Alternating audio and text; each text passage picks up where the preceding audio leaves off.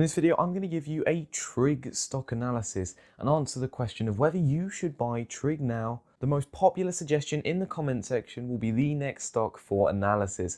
And don't forget to drop me one of these for the YouTube algorithm. Disclaimer, I'm not a financial advisor, and if you seek financial advice, please see a licensed professional. Trig stands for trigonometry. Just kidding.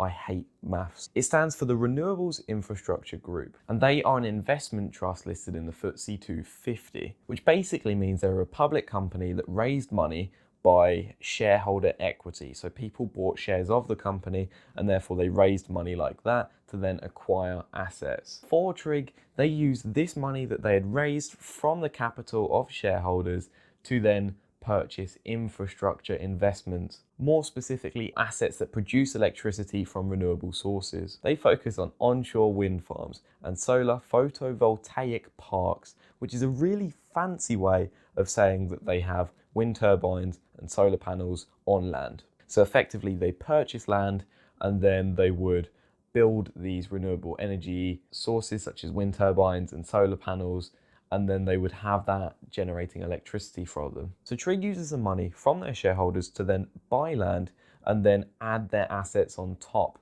such as their wind farms and their solar farms. And currently they have farms located predominantly in the UK, some in Ireland, some in Germany, and some in France and Sweden. This means it is more difficult to just simply look at the price to earnings ratio of Trig, as they're an investment trust. And so what we need to look at is the net asset value.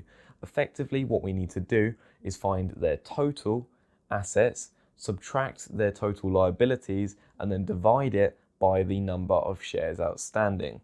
And so in this case, you would get a value of around 1.12, which compared to the current share price of around 135 pence per share, we can therefore infer that the shares are trading at around about a 20% premium, which suggests to me that investor sentiment is high. People have high hopes for the company and that in the long term they will grow and outperform that of their market. And so they're therefore more inclined and happier to purchase these shares at a higher price. Traditionally, that would mean that Trig would be able to grow their earnings at a faster pace than the market, but not in this case. In fact, in the last 5 years, they have managed to grow their earnings by an average of 31.7% each year. I suspect this is highly correlated with energy prices. And currently, these energy prices are very low due to the oversupply of oil during the oil price war crisis. However, in the long term, it really depends on how you feel and whether you believe that energy prices will slowly increase over the long term as we move away from more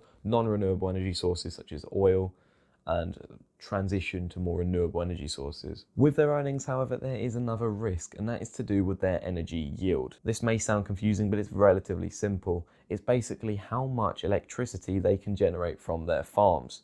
And so there would be a figure that the board would estimate each farm to produce. But this can change based on weather. And so whilst you think perhaps a very stormy season where it's extremely windy would be great for wind farms, but not so good for solar panels, well, this can be bad for both. This is mainly because the high winds could then lead to an unsafe or overflow of energy in the wind turbines and they would have to be shut down. And so they have to take this into account. But what Trig have done is tried to diversify their farms across different countries, therefore it hopefully diversifies. So in days where it's windy but perhaps quite cloudy, solar panels won't do well, but wind turbines will. But days where it's very sunny but not much wind, therefore the solar panels will do well. And then this can change according to where they're located. Whilst a lot of it is in the UK, as they expand out across and into Europe, then there'll be different weathers everywhere and that yield should start to balance out. But in the short term, this would be a significant risk and therefore could make their earnings very volatile. But because they're making a balance between wind and solar, it should mean that in the future they should be able to diversify between the two and have a very consistent energy yield. What I really like about the Renewables Infrastructure Group is their insanely high profit margins. And in fact, in the last few years, they've had profit margins ranging between 80% to 115%, which means they're making more profit than their overall revenue, which is quite incredible. This means that the company is highly cash generative and therefore they can purchase their infrastructure assets, let that do, and then that will pay for itself over time. They can use then that capital to purchase more infrastructure and therefore you could see a slow but compounding growth of their assets, and slowly as they build up more farms, they get more money, and it's quite a strong cycle. So whilst they don't have a clear-cut method of growing their earnings year on year, I suspect that on a more medium term to long term, so I'm talking perhaps 3 to 5 or more years, we could see this earnings growth trend scale upwards. And whilst it would be volatile on the way, I can expect that as this time passes, that it will increase. And I feel that it will increase faster than the general market. And 60% of you watching this video aren't subscribed. It doesn't cost a penny and it is free, so please consider subscribing. Thank you. However, the volatility of the renewable infrastructure group's earnings could mean that their dividend is at risk. Is this the case? Well, yes and no. Firstly, it's worth mentioning that since they started paying their dividend in 2013, they have not missed a payment and managed to grow it year on year. However, the downside of this is that Trig has a lower dividend growth rate, and in the last 5 years they've managed to grow their dividend by a compound annual growth rate of 1.69%, which basically means that it kind of grows at the same amount of inflation, so it doesn't surpass that. So Trig isn't a dividend growth company, but they will provide you with a safer, more reliable income in times of uncertainty, such as a black swan pandemic event that we're currently experiencing in the world. But what makes their dividends so special, however, is the fact that they're a quarterly dividend payer in the UK, which alone is rare, and they also offer a yield of 5%. They typically pay in March, June, September and December each year, and they have more than enough dividend cover to support this. Whilst you shouldn't typically look at a payout ratio for an investment trust, as it doesn't appropriately calculate it, when looking at dividend cover, this would roughly equivalent in 2019 to 1.72, which means that they effectively would have a payout ratio of around 58%. This means that they give a lot of their cash to their shareholders, but they also use that spare cash flow to then reinvest it into the business and acquire more farms. What makes this even better is the fact that they have a fantastic balance sheet in which their short-term assets outweigh their short-term liabilities and their long-term liabilities combined.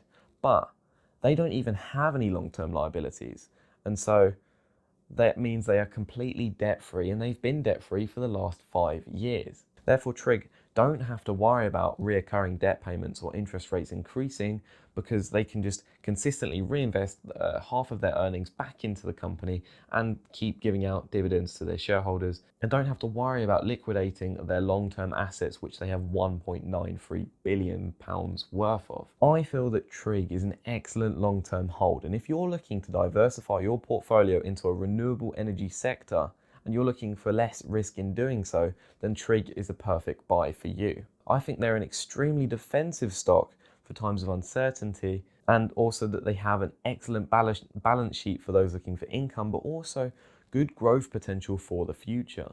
And that this stock could appeal to those in retirement, nearing retirement, or those even starting their investment journey. After all, you could actually use this stock as a hedge in your portfolio, which means that when stocks drop by 20%, Trig will only have dropped by 4% because of its lower beta volatility of 0.2.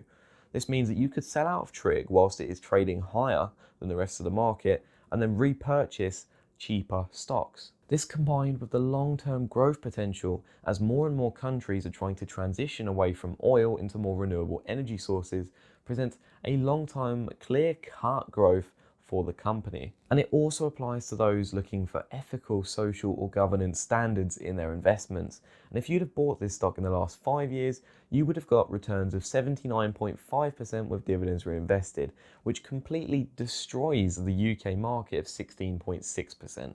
I personally would buy this stock if I was looking for a lower risk asset to add to my portfolio with excellent dividend income. And I think it is an excellent fit for many UK investors looking to shelter their gains in an ISA or a pension and have long-term compounding tax-free growth. If you're interested in my Greg stock analysis, then click the card at the top right of the video. Thank you for watching. I'm Osborne Foreman. Have a great day.